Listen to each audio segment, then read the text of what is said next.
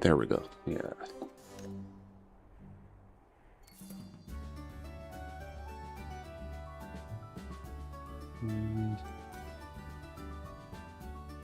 No, nothing for the mystery shop. You know what? Actually, for yesterday, I forgot to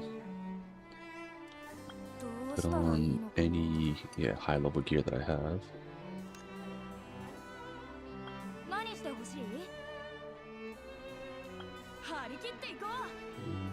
Oh, I do have it.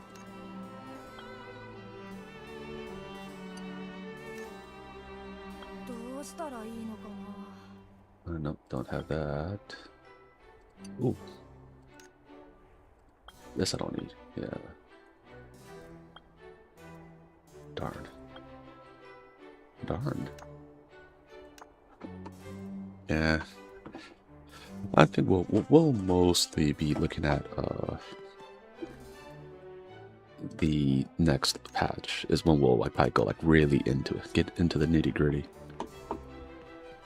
At the same time, I am trying to learn what was it? Oh man, that is the lag with that. I'm gonna try to get back into healing in Final Fantasy 14 as well. And it's been a minute since I did all that. I was like, yeah, I'm kind of I just recently logged in again. I'm like, okay, let me look at my button layout for the healers and stuff. I'm like, you could tell I did a lot more White Mage and Astrologian. I didn't really do too much Sage, and I want to get good at Sage this time. So I was looking through like the button layout. I'm like, oof, it was all over the place. Not that I need to learn the rotation, because I'm like, January, the rotation is going to be probably, like the button layout is going to be different because of the evolved system, so I don't need to focus too much on that. But I did see one good thing that, speaking of different like patches and whatnot, they did a patch for Blue Protocol, and I think they did fix a lot of the like small little optimization things, because I think someone did tell them like after the last patch, and even now it's like still like there's parts where it's like very laggy, and I think some missions where it just like kind of like freezes. They probably like, yeah, definitely. Oh no, we definitely put that for the next time we do like a big survey, player survey.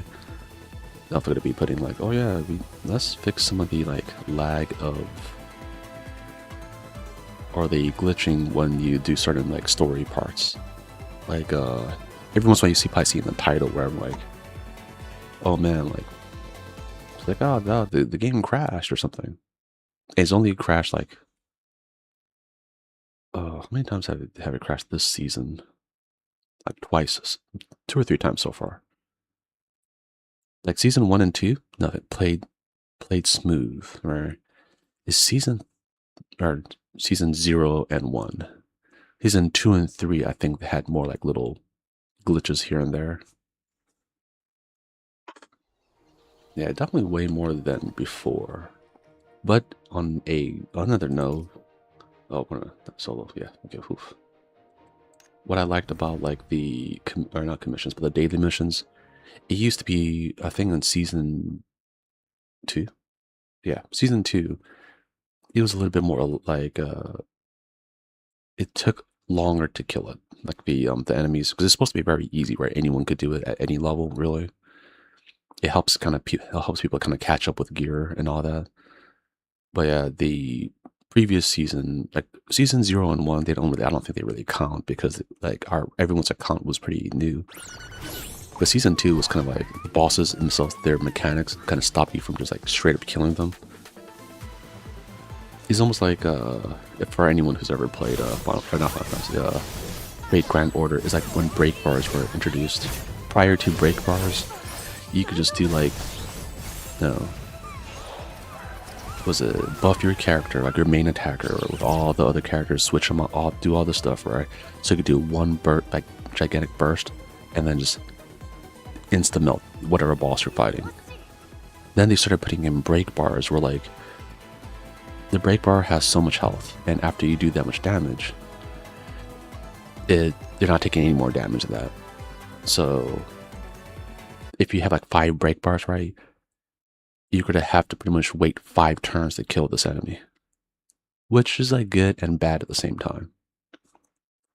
Because then it kind of makes it where like certain characters that could do maybe more sustained damage, you could just maybe add them and stuff like that. Before it was just like, oh, this character hits hard, like single target hit hard, has a lot of like buffs that made their character strong for like 1 turn. That was great. But now it's like, okay, we need this to be able to do this for like how many break bars this enemy has. Generally, they don't want to go too much above like 3. But yeah, that's what kind of like was the same problem the bosses had in their previous season. Is like after a certain amount of like damage they do like they disengage and do like a kind of mechanic or something.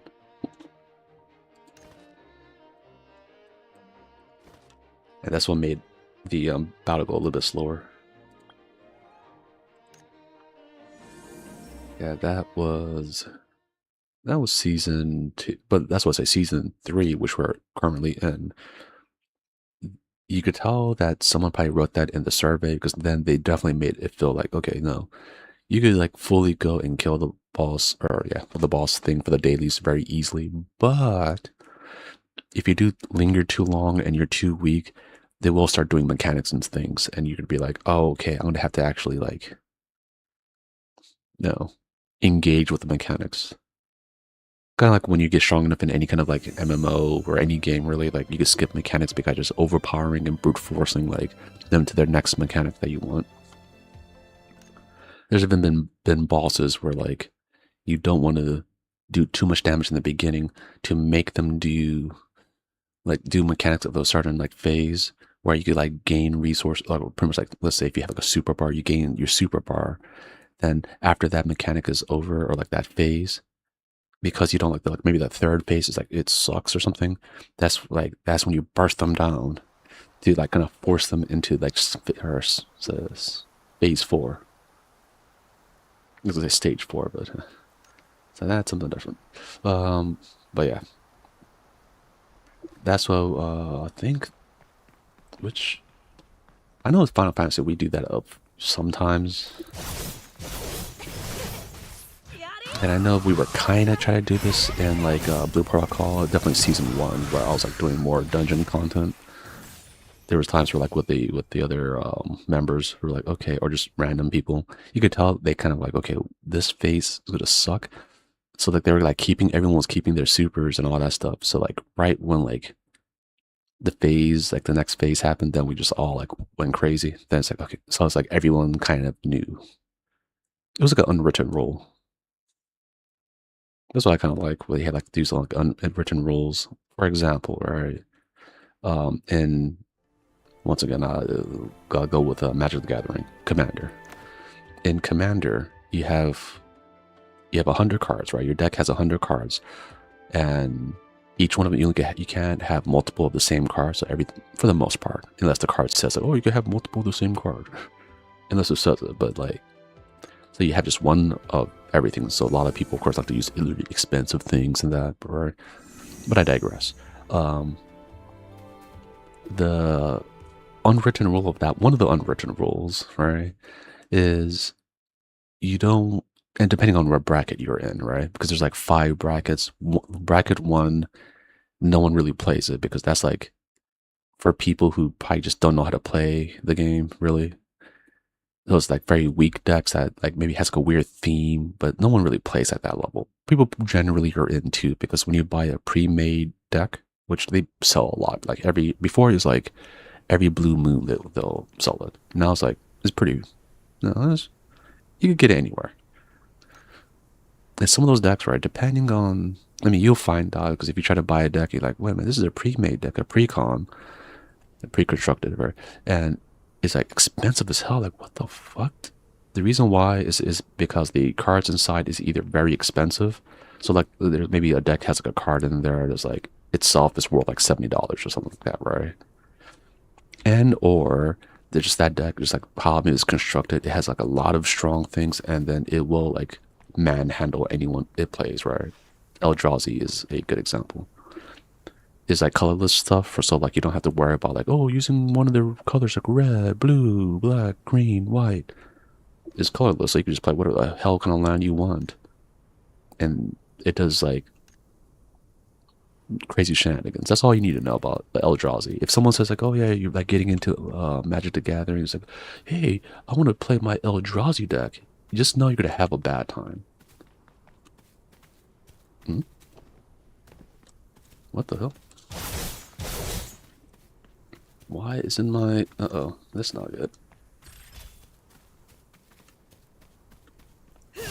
I don't know why it's not...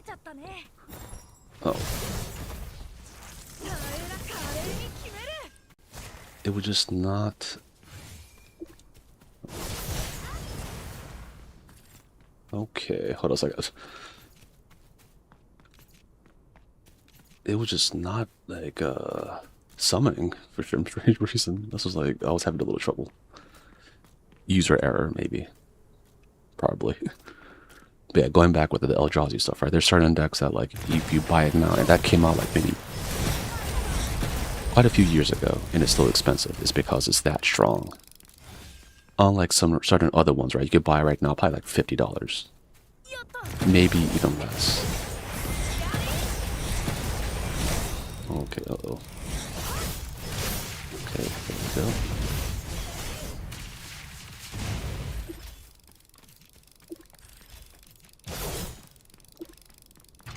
Okay, nah, we're good, no, we're good. Okay, had to catch up a little bit. It was getting a little rolls. Uh-oh. A little scary. Okay, I think we're good. There we go. Oh, yeah, but going back to the unwritten rule, man, that one, it was supposed to be like just an easy peasy time. It was not. But okay, going back to the unwritten rules of like games and stuff. The reason why I brought up Commander is because like one of the to play Magic, you have to have a land, right? And because a land has like you tap it for mana, and depending on you have to have a lot of land to be able to tap the big creatures or big spells you play. So land is important because if you don't have a land, you can't really play. Not counting like weirdo decks where like they say, "Oh yeah, I just say no to that and play anyway." There's some weird shenanigans that people could do, but generally you have to have a land to play the game. The unwritten rule I'm talking about is land destruction. If you're playing Commander and your deck is like, "Oh, I just destroyed someone's land or destroyed everyone's land, like one of each land or something like that," right? That's generally frowned upon because it's like, hey, you're making it so they just can't play the game. Right, which is like it's less of a problem once you get to like the higher brackets, right? Because like if it's really high, then they usually do like this pre-talk where like, "Oh, I'm playing this one deck, it's going to be doing this kind of thing," right? And then some people may allow it, or like if you're playing like competitive, it's, "Hey, there's a lot of land destruction," right? And some people are like, "Oh, it's cool," or some people are like, "Really? Like you're that guy?" But going back, right? Yeah, land destruction is generally frowned upon. Um, it's almost like you could kind of consider this in like an unspoken rule of most MMOs, right? Does the whole triad of like tank, healer, DPS, right? Generally, unspoken rule, unwritten rule, unspoken. Yeah, it's kind of the same thing. Um, like if you're a DPS, they want you to like no, not try to like run ahead of the tank and aggro too many things, right? Especially the newer the tank is. Like even in this game, or just MMOs in general, right? Like if you are a novice tank, or like you still kind of like no, I won't say novice, but still like no, not as experienced. Like you're not like a veteran tank. Like, oh, I've been taking like no savage content or like raids and stuff like that, right? Then when like you're doing the dungeon and like the DPS is going out there, you try to aggro things, it does like cause it's probably gonna cause him to die, which will then stop the healer from healing you as you tank a whole mob of enemies.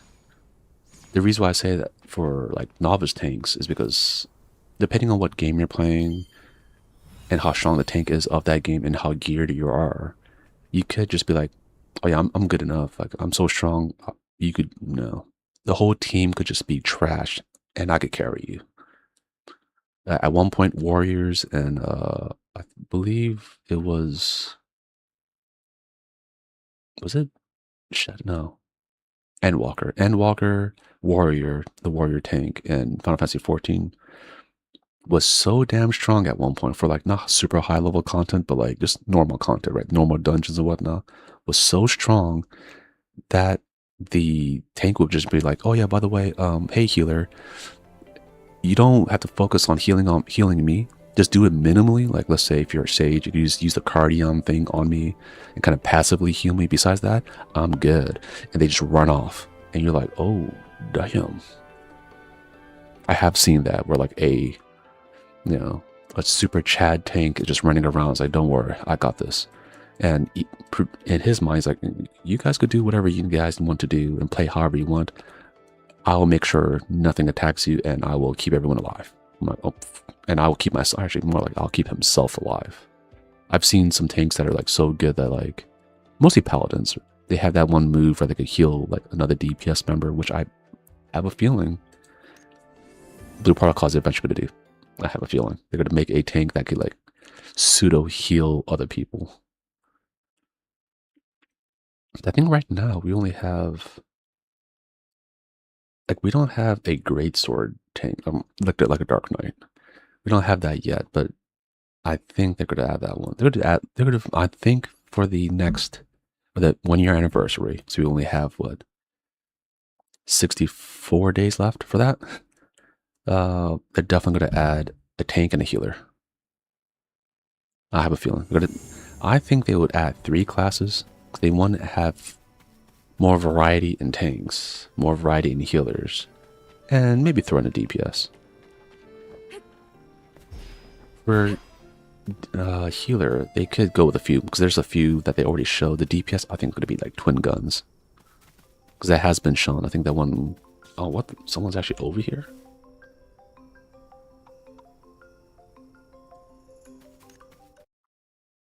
Who would have thought, right? It's like, you know what? I should just go to that one other area and kill those other mobs, because I think I rely on this one mob too much. Yeah. And I need to do my life skill. I got ahead of myself. Sorry, guys. Sometimes I'm so focused. I get so either focused on the story or focused on playing that I forget one of the other things. Okay, let's look at the life skills. What do I... you know what? I could go for another stack of these.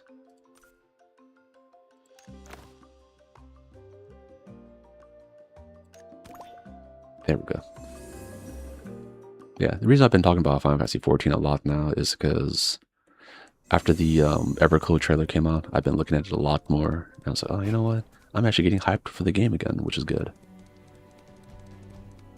Because unlike other people, I didn't think Dawntrail, the latest expansion, I didn't think it was like that bad. Because the expansion that I liked, which was Stormblood, people didn't really like it. So like, I understand. I'm like, oh yeah. People didn't like that expansion, but I thought it was fine. Samurai came out in it, and I was pretty happy. If a Samurai class comes out in this game, oof, I will definitely max that class out, and I'll probably like spend some money on glamour. Not gonna lie. I did that for 14. The Samurai class comes out, I'm like, I gotta do it. I had to open up that wallet. It's like, there was a game, speaking of like me opening up my wallet for games and stuff, right? There was like a Gundam game that came out. It was kind of based on like the plastic model kind of thing, right? You could like mix and match parts, so like you could have like a character where it's like, oh yeah, you have the head of one thing, the arm of something else, the body of something else, the legs of something else, all that stuff, right? But I remember my brother was telling me like, man, whoever designed like this game, 100% he has like your taste in like Gundams and stuff. I was like, oh, why do you say that? Because like everything that you fucking like is overpowered in this game, and I kind of hate it. It's like, oh, and he's not wrong. Like, I kind of like the, I wouldn't say like the bad guy suit, but like it's almost like the, you know, like the rival one, right? Or like if you have, for example, it's almost like having like the Red Ranger, but like no, the rival guy's like the Green Ranger. So it's kind of like that. In Gundam, there's usually like you'll have like the main character suit, right? You know, generally like white, red, blue, maybe a little bit yellow, right? Because the little V fin on his head. But then you have like another character who's like kind of like the rival character, will be colored in like maybe like black or something like that, a little black, maybe red in there, right? The edgy colors, which you know me, I love the edgy characters. I love the edge. I mean, that's why like almost like the Shadow the Hedgehog of Gundams, right? While the main character is Sonic, you just have like the shadow kind of. I like those kind of characters, and whoever made that one Gundam Gacha game, 100%, they had like my aesthetic. So every character I liked in the different series, they were like strong as hell. So I didn't complain, but it was funny. I'm like, man, I'm pretty sure whoever is like on the team to like design, okay, I want this character to be strong. Low key, probably me and him get along very well. I don't even say low key, probably high key, we get along very well. It's like, he knows what's up. He knows which Gundams are cool. It's like, oh yeah, this one, he's the edgy boy. Make him strong as hell. Like, hell, like, yes sir, yes sir.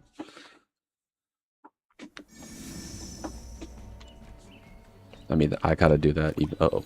Okay, whew. I was able to get on my mount before they start aggroing me. Yeah, I do like my edgy characters. Which is weird, I know. I didn't pick Reaper or like in Final Fantasy 14. I didn't do that. But generally, I like my edgy characters. I mean, technically, the reason why I picked the Stormblade in this game was, oh, it has like katana and scythe. Yes. But yeah, I generally will. If a character does use a katana, I'm picking it. It's like everyone. It's just something I'm gonna do. Uh-oh, oh no, they're all targeting me. Yeah, almost like if you're asking me who do I like more, Virgil or Dante? Virgil, hands down. I remember it was like, okay, yeah, I always go back to like War of the Visions, FFBE. I really do hope they make a single player version because they did it. They're doing it with FFBE, the original one, right? Calling it Final Fantasy Resonance, and they're making that to a single player game. That, huh? Oh, okay, there he is. I was like, did I miss him? They're making it to a single player game, so I hope they make FFBE like if you like maybe just make a single kind of single player game. No, you know what? I lied. I wanted to have it has like maybe online co-op, so you could kind of do guilds and stuff, right? And take away just the gacha part of it. I think, like, I mean, I still keep in contact with my guild, so I have a feeling all of them would play it. Which I would not be mad about. I'll be pretty excited for that. That game was fun, and it's not just it was fun. I like the art. The art was good, and for anyone who ever played like Grand Blue Fantasy, I think one of the main artists of FFBE War of the Visions was on that team. Oh, and before I forget on my going on too many tangents at once, one good thing about the FFBE Resonance, which is the the gacha game made into a single player game, right, was that the people like who didn't even play the gacha game, right, actually really like it. So I think they're starting to find out that, oh wow, people actually want to play like a turn-based Final Fantasy game, because it was, at one point Final Fantasy was like, oh maybe you, or Square Enix was like, yeah, maybe people just don't like turn-based anymore. And because of like no Expedition 33, even this game was a Final Fantasy Resonance and all that. They're starting to realize, oh, there is an appetite. Oh, actually, also Final Fantasy Tactics. Yeah, they're starting to realize there is an appetite for turn-based games, and as long as you do turn-based in a cool way, is like people like it, right? Because at one point, this is the one thing that happened with Destiny. People kind of for like Destiny the first game, right? Not the Destiny 2, which Destiny 2 as well, but it was that when they were making Destiny, the first one, they were asking people, like a lot of the beta testers and I think alpha testers, like, oh, do you guys want story? And this is during the time where a lot of people were playing a lot of Call of Duty, and they're like, no, we don't care about the story. We just want gameplay. So the developers at Bungie at that time was like, oh, okay, I guess you just want only gameplay. So that's why when people later on were like, oh yeah, this game has no story, I was like, okay. Destiny 2, I'm with them, right? I'm like, yeah, Destiny 2 didn't have any like that much good story, and yeah, that sucked. I was like, yeah, you guys can get mad about that in Destiny 1 because they did ask a lot of the players, and they did say, we don't want a story, which was very silly. And I was definitely not one of them. I was like, no, you need a story. Almost like the Titanfall. Titanfall didn't really have a story, and I wanted one because I was like, oh, I like this game. Was I good at playing it? Absolutely not. The whole jumping on walls and stuff, I remember people like were doing some crazy stuff and destroying me. I'm like, I was only good once you get into the robot. I'm like, okay, I'm in the robot with like little like wannabe like samurai sword. I'm like, yeah, I'm down. Let's go. But if it was like just me running on the walls and shooting people and stuff, I'm like, God, I am bad at this game. I also have been bad at the game where since my friend gave me a free copy of the Call of Duty where people could jump on walls and stuff like that.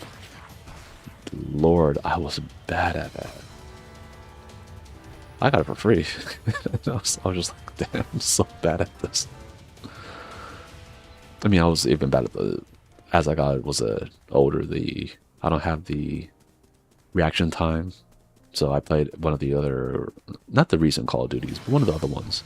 I say this even though someone way older than me was like tearing me up in Call of Duty, and he was very good at the game. I think he's on like a ranking, like one of the top players in America. I was like, damn. And he was in the military as he was doing this. So I should stop making excuses for that part. But yeah, I played Call of Duty like one time. He was like, oh, one of the newer Call of Duties, let's play it. Man, we played it. It was like kind of like, not when it first came out. It was like a little while after it came out. Like it was pretty established. But man, people just knew the places to hide and stuff. And so we were getting like camped, like hard camped, and these people were just sniping the hell out of us. And I just could not do anything. I spawned in, dead. Spawned in, dead. Spawned in, dead. I'm like, I was like, man, I think I can't play this. And now I'm thinking about it, like, at one point in Destiny, before we could do ability spam, I was good enough with shotguns. I did shotgun Titan that I could like, if a guy tried to like spawn camp snipe me, I could just like do enough stuff to be able to get to him and then just like chase him throughout the whole map and murder him to the point where he just quits the game, and then he messages me and says, oh yeah, you're hacking the game.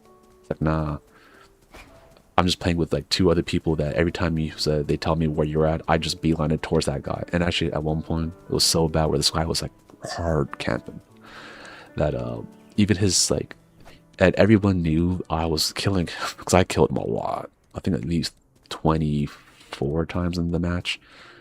In that one match, I killed him 24 times. I think the initial time I killed him 16, but since the lobby system sucks, so a lot of people were still on the same team and all that, and he was always on the opposite team. Man, like even his teammates kind of like they knew who I was gunning for, so like they'll be doing a firefight like with someone else, No one else will like get in my way to shoot me or stop me. They just let me run to that the guy's camping spot and just destroy him. I just did that until the guy. That's when he's also not the first time, but he was another person that sent me the whole like, oh, you're cheating. I'm like, I'm not cheating. I'm just killing you, you camper. I say this, but did I camp in Call of Duty a long time ago? Yeah, I did. I did scumbag tactics before. I think I would need to like level up to get the gold weapons or something like that, or like the platinum weapons with the little diamonds on it. I did camp as a sniper at one point. Then later on, I was like, okay, yeah, this is not right. So I just did hard scoping, not hard scoping, the one with iron scopes. I just used that and just run around and snipe people. And I was like, yeah, I'll stop camping. I remember even in the old Destiny, like Destiny 1, there's like certain bosses. Instead of like right now where the bosses move around, you have to move around and do things and stuff like that, right? It's very MMO-like, which is funny. Even though it's so MMO-like, it feels like the company never wants to just fully embrace the fact that it's an MMO. Nothing in here. But yeah, in the old maps, you could actually just like hide behind some stairs where like the boss can't really like reach you. But if you have like this one's the icebreaker, the sniper with like unlimited bullets, you could just shot the boss until it dies. So every time that mission is on the Nightfall mission, which will give you like better like drops, everyone's like, okay, just need to survive until we get to the boss. Once we get to the boss, it's just like timing at that point. It was like how long, how many. Does everyone have an icebreaker? Oh, we do. Okay, it's just timing like. And then eventually they made it where like the boss has like other more missiles to like hit you through where the ladder or the stairs were. So they try to do stuff to like kind of stop you from camping, but people like. Then we just had one guy like kind of take the brunt of the hit and what was this? Is it always foggy over here? Huh. Okay, yeah, I got distracted. But yeah. That game, I have a lot of fond memories. Unfortunately, unless someone buys the rights to Destiny, and I don't think they should make a Destiny 3. Like, I think I probably said that before. Don't make a Destiny 3. You usually need to revamp the whole world. Like, use the world of Destiny, right? But maybe if you buy it and you can make it into something that's more of an MMO. Like, kind of like on the same vein of like skills, like Path of Exile or something like that, right? It's like you have a skill forest, not a skill tree, a skill forest, right? And by doing that, I think, you know what, I should just kill these guys. I don't think I killed enough of them, right? Yeah, by doing that, then also have it where like maybe it's like a parallel world to Destiny 2, so then if you really want some of the voice actors, or not even just that, but like you want to have some of the characters from like Destiny 2 come in, then that's what you do, where you have it where oh man, spawn in. Oh wow, you messed up my train of thought. Yeah, what sit on. Okay, there we go. Oof. Sneak out. I'm probably going the wrong way. I'm probably going a big loop back around, maybe. Oh, no, I think I'm actually leaving the area. Okay, cool. But yeah, that's what I want for Destiny, where like someone makes a new Destiny where like you just have like same kind of world, not the same one, right? You have it where it's like a parallel world where like the maps on the world is different. Like it looks maybe like different. Like you make it take place in different places, right? And this is how I could get rid of some of the things that people didn't really care for, like Neomuna. For Lightfall, no one cares about that. And if you, for some weird reason, if you really care about it, right, you could always make, oh no, maybe the world opened up a rift, and then you go to the Destiny 2 version of Neomuna, and maybe if they keep the assets, you could like, oh, you could just import how it looks into that, right? Because by doing that, right, like making your own world with your own characters and make them more like your own like MMO kind of world, right? So like you don't have like those weird vendors that don't do anything. Like what's his name? Like Shaw Han or whatever. What the hell was he doing? Wasn't doing anything. There's a waste of character. Or like no, the whole like weird stuff they were trying to do, like Marasov. Like she should have been like. You could even have it where like maybe it's like kind of like a different like iteration of her. So like maybe this one's like a younger version of her, a little bit more brash. Maybe she's more like we met her back in Destiny 1. Maybe she's more like that, right?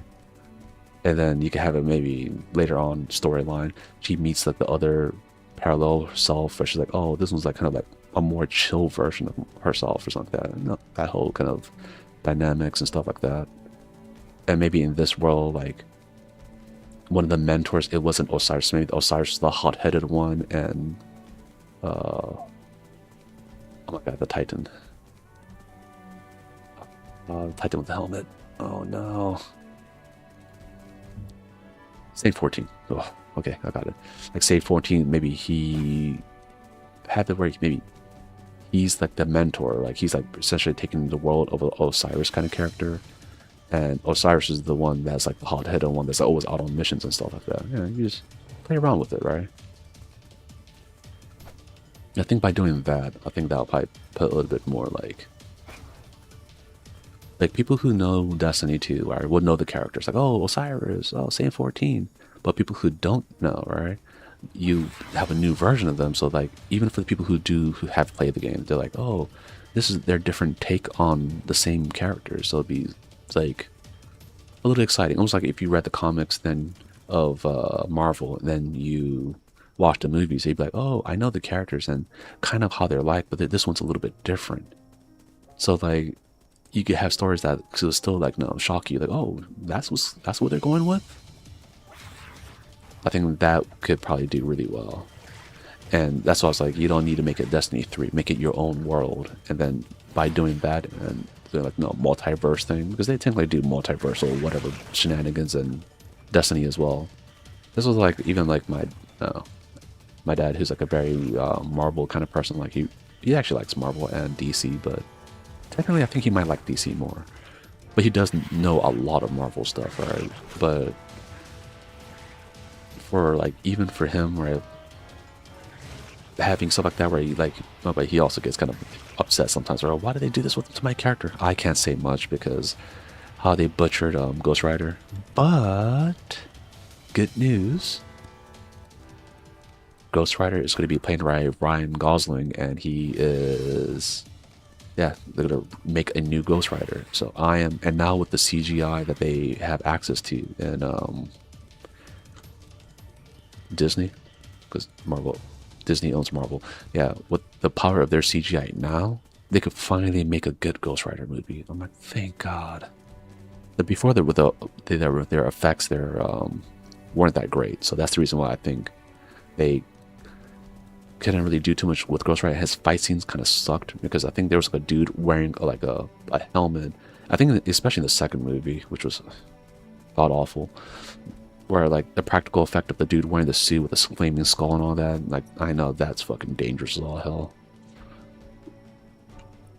But yeah, with this time though, with the CGI now, I'm actually looking forward to it. And because they could do, because there's like I didn't know there was like a fourth Ghost Rider, where I kind of knew not 2000, no, 2199, not that one, not the computer or that Ghost Rider, but let's go, Lady Ghost Rider. I was like, oh, that's cool. I didn't read too much of her story, because I think around the time of like the midpoint of the second Ghost Rider is what I know. Because his story kind of went off on the rails too, and I think that's when I came stateside, so I couldn't really buy the comic books, because it didn't have a good place to buy comic books where I lived at the time. Nowadays it's different, but nowadays I'm so like out of the loop. I'm like, oh, I don't even know what's going on in Marvel anymore. I know Barry saying like they don't have like a lot of good like stories for the past like 10 years or something. Like, I don't believe that. Probably maybe the mainstream ones. Maybe the mainstream Marvel ones, they didn't have a lot of good stories, but there's a lot of niche ones, like niche characters that no one really talks about. I'm pretty sure they had good stories. So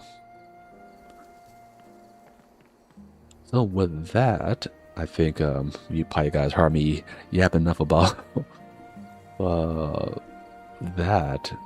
I mean, if it's Marvel stuff, I could probably yap even more. Like, my knowledge is mostly on like Ghost Rider, like the Midnight Suns and all that.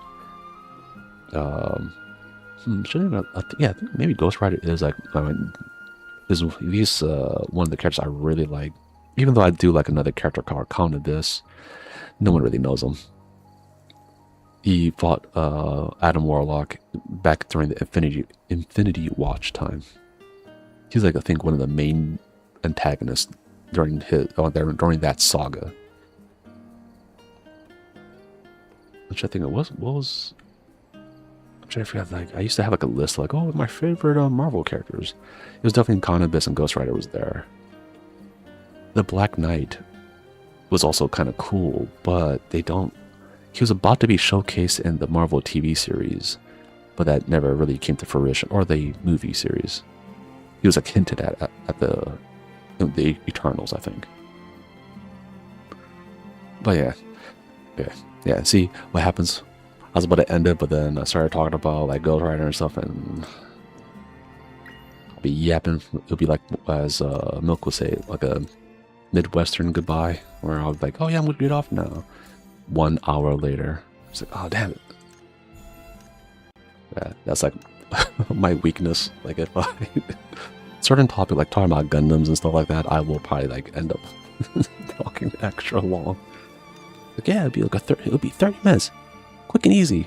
2 hours later on, oh damn it. So yeah, with that, everyone, you guys have a good one. What was it? Guys, stay safe out there. You know, stay away from any kind of like contaminated foods. Make sure you wash your hand and all that kind of stuff. There's some gross ass people who just like don't wash their hands and stuff after like touching things, and they go to the grocery store and they touch like vegetables and whatnot. So just be careful with that. Make sure you wash all your foods, and or just cook it in high heat. But with that, everyone, don't forget to like and subscribe. Definitely on the YouTube side. Definitely subscribe over there. We need help over there. Boxot, oh, once again, Boxot is 1,000+ subscribers, so I'm so happy for him. That man is putting in work. And with that, guys, you guys have a good one. You take care. Stay safe out there, and we'll see you tomorrow. Peace out.